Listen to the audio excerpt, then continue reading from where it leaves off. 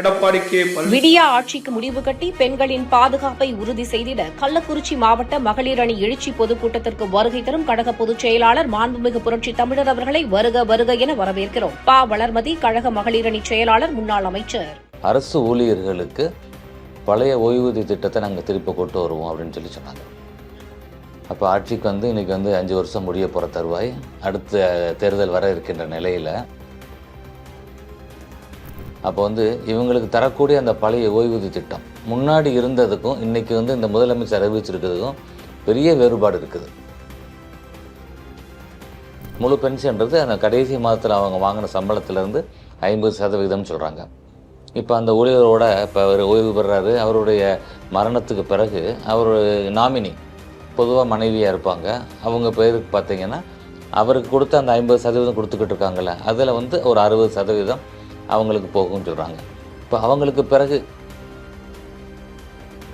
அரசாங்கம் என்ன நினைக்கிது, இவங்களோட 10% வாங்கி அதையே இவங்க இன்வெஸ்ட் பண்ணி அதிலேருந்தே அவங்களுக்கு கொடுத்துட்டு அதிலேருந்து அரசாங்கம் எடுத்துக்கிறது தான் பார்க்குது. இது கடுமையான ஒரு ஏமாற்று. இது நம்ம இருக்கிறதுல 86,000 கோடி உங்ககிட்ட ஊழியர்கிட்டேருந்து வாங்கின பணம் அரசாங்கத்திட்ட இருக்குது. அதுக்கு என்னாச்சு அப்படின்றத பற்றி எதுவும் காணோம். இந்த திமுக அரசாங்கம் 2021 சட்டமன்ற தேர்தலை சந்திக்கும் பொழுது அன்றைய அந்த கட்சியின் தலைவர் 525 பொய்யான வாக்குறுதிகளை கொடுத்து மக்களை ஏமாற்றி ஆட்சிக்கு வந்தார்கள். அதில் 2 விஷயத்தை பார்க்கணும். ஒன்று என்ன சொன்னாங்க, 309வது அவங்களுடைய அறிக்கை அந்த பாயிண்ட்டு, அரசு ஊழியர்களுக்கு பழைய ஓய்வூதிய திட்டத்தை நாங்கள் திருப்பி கொண்டு வருவோம் அப்படின்னு சொன்னாங்க. அப்போ ஆட்சிக்கு இன்றைக்கி 5 வருஷம் முடிய போகிற தருவாய், அடுத்த தேர்தல் வர இருக்கின்ற நிலையில் இந்த 5 வருஷமாக அரசு ஊழியர்களுடைய கோரிக்கைக்கு செவிமடுக்காத அவங்க எத்தனையோ போராட்டங்கள் நடத்துனாங்க.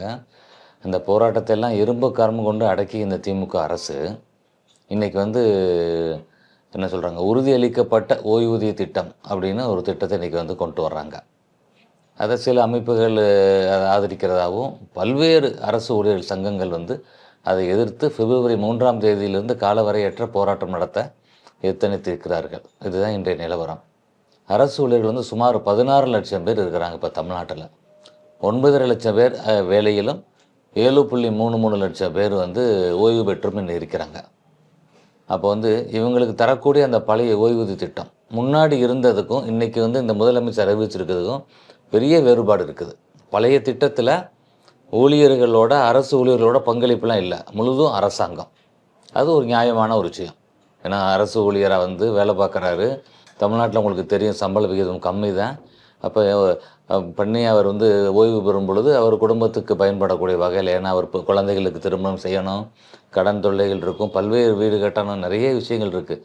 அதுக்கு உதவக்கூடிய வகையில் இருக்கக்கூடிய அந்த பழைய திட்டத்தை எடுத்துகிட்டு இன்றைக்கி பார்த்திங்கன்னா 10% அவங்களோட ஊதியத்திலேருந்தே பிடிக்க போகிறாங்களாம். மிச்சம் அரசாங்கம் அப்படின்றது இது பக்கத்தில் இருக்க மாநிலத்திலாம் பார்த்திங்கன்னா அவங்க வரையறுத்து சொல்கிறாங்க, நாங்கள் இத்தனை % அரசாங்கத்தோட பங்கு இருக்கோம்.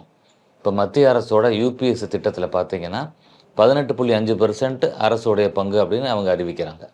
இவங்க அதெல்லாம் சொல்லாமல் பொதுவாக 11,000 கோடி நாங்கள் செலவழிக்க போகிறோம் இந்த திட்டத்துக்காக அப்படின்ற ஒரு மிகப்பெரிய ஒரு இதை சொல்லியிருக்கிறார், பொய்யை சொல்லியிருக்கார் முதலமைச்சர்.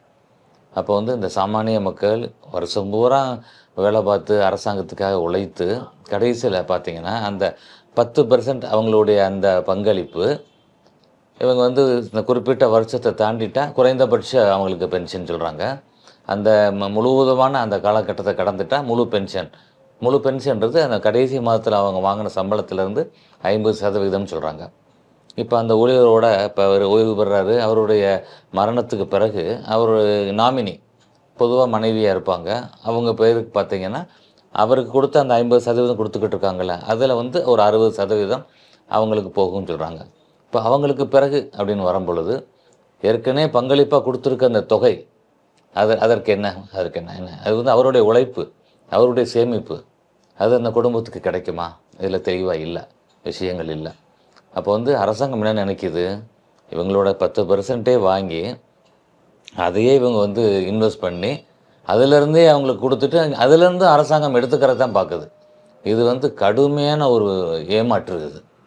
அதனால் வந்து மக்கள் தெளிவாக புரிஞ்சுக்கிறணும். அரசு ஊழியர்கள் தெளிவாக இருக்கிறாங்க. இன்றைக்கி வந்து தமிழ்நாட்டில் சட்டமன்ற தேர்தல் வரையில் பூத் எண்ணிக்கையெல்லாம் கூடிருச்சு. 68,500லேருந்து இன்றைக்கி 75,035 பூத் ஆயிடுச்சு. பொதுவாக அந்த பூத்தில் யாரை போடுவாங்கன்னா ஆசிரியர் பெருமக்கள் தான் எலெக்ஷன் அன்றைக்கி இருந்து வேலை பார்ப்பாங்க. அப்போ ஆசிரியர் பெருமக்கள் நீங்கள் கவனமாக இருக்கணும்.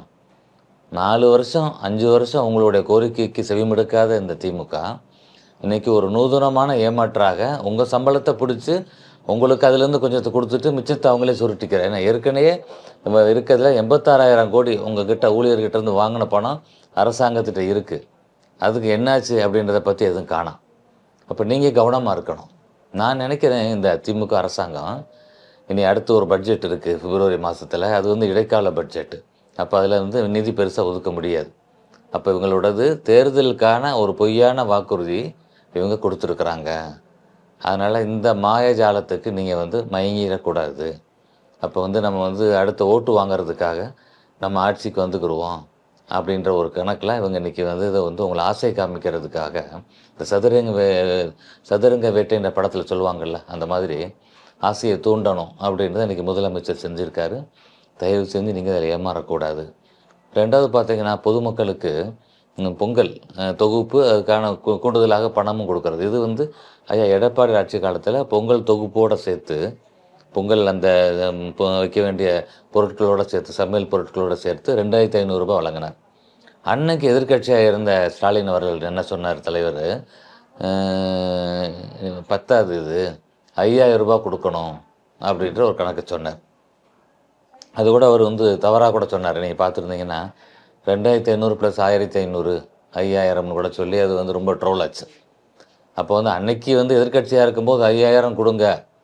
அன்றைக்கி தமிழ்நாட்டோட கடன் பார்த்திங்கன்னா அவ்வளோதான் 4 லட்சம் கோடியாக இருந்திருக்கும் சொன்ன ஒருத்தர் இன்றைக்கி வந்து 5 லட்சம் கோடி எக்ஸ்ட்ரா வாங்கி அதை 9.5 லட்சம் கோடிக்கு இன்றைக்கி தமிழ்நாட்டு கடனை வச்சுருக்கக்கூடிய திமுக அரசு இன்றைக்கி என்ன செய்கிறாங்க, வந்து 3,000 ரூபான்னு பறிவிக்கிறாங்க. ஏன் இவங்க 5,000 தரலையே 3,000? எடப்பாடியார் வந்து 2,500 கொடுத்துருக்காரு, 500 சேர்த்து கொடுத்தோம் அப்படின்னு ஏமாத்துறதுக்காக. இதை வந்து போன வருஷம் கொடுத்துருக்கலாம்ல. 2,500 கொடுத்து அதே திட்டத்தை கடைப்பிடிச்சு கூட வந்திருக்கலாம்ல. அதிமுக செஞ்சதை நடுவில் 1,000 ரூபா தானே கொடுத்தாங்க. போன தடவை கொடுத்தாங்களா? அப்போ வந்து தேர்தலை மனசில் வச்சு இது செய்கிறாங்க. நான் கேட்குறேன், இதே இது நீங்கள் இந்த திமுக வீட்டுக்கு அனுப்பிட்டு அதிமுகவை எடப்பாடி சிஎம் ஆக்கடா, இதே செய்ய போகிறோம் நாங்கள். இதே 5,000 ரூபாய் பொங்கலுக்கு தருவார் ஐயா. இந்த பழைய ஓய்வு திட்டத்தில் இந்த மாதிரி இல்லாமல் பழைய ஓய்வு திட்டம், உண்மையான பழைய ஓய்வு திட்டத்தை கொண்டு வரதுக்கான வழிமுறைகளை பார்ப்பார். அதனால் அரசு ஊழியர்கள் நீங்கள் 16 லட்சம் பேர் நீங்கள் மிக கவனமாக இந்த தேர்தலில் நீங்கள் இருக்கணும். இந்த திமுகவுக்கு நீங்கள் ஏமாந்து பழையபடி திரும்ப உங்களை வர வச்சிங்கன்னா திரும்பவும் உங்களை இவங்க அல்லாட விட்டுருவாங்க அப்படின்னு நான் நினைக்கிறேன். சாமானிய மக்களும் பாருங்கள், இந்த பொங்கல் தொகுப்புலேயே உங்களை ஏமாற்றக்கூடியவங்க 5,000 சொல்லிவிட்டு 3,000 விட்டு. ஏன்னா திமுகக்காரர் ஒருத்தர் சொல்கிறாரு 10,000 சொல்லியிருந்தால் ஒரு வேளை 5,000 கொடுத்துப்பார் போலையா ஸ்டாலின் அப்படின்னு சொல்கிறார். அப்போ வந்து இவங்க வந்து ஏமாற்றுகிறார்கள். தேர்தலை மனதில் வைத்து இந்த அறிவிப்புகளை வெளியிடுறாங்க. இதெல்லாம் வந்து நம்ம ஜெயிச்சு வந்தால் தானே அப்புறம் பார்த்துக்குருவோம் அப்படின்ற ஒரு அடிப்படையில் செஞ்சுருக்கிறாங்க.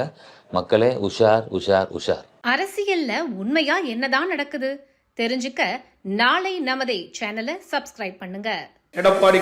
விடியா ஆட்சிக்கு முடிவு கட்டி பெண்களின் பாதுகாப்பை உறுதி செய்திட கள்ளக்குறிச்சி மாவட்ட மகளிர் அணி எழுச்சி பொதுக்கூட்டத்திற்கு வருகை தரும் கழக பொதுச் செயலாளர் மாண்புமிகு புரட்சி தமிழர் அவர்களை வருக வருக என வரவேற்கிறோம். வளர்மதி கழக மகளிர் அணி செயலாளர் முன்னாள் அமைச்சர்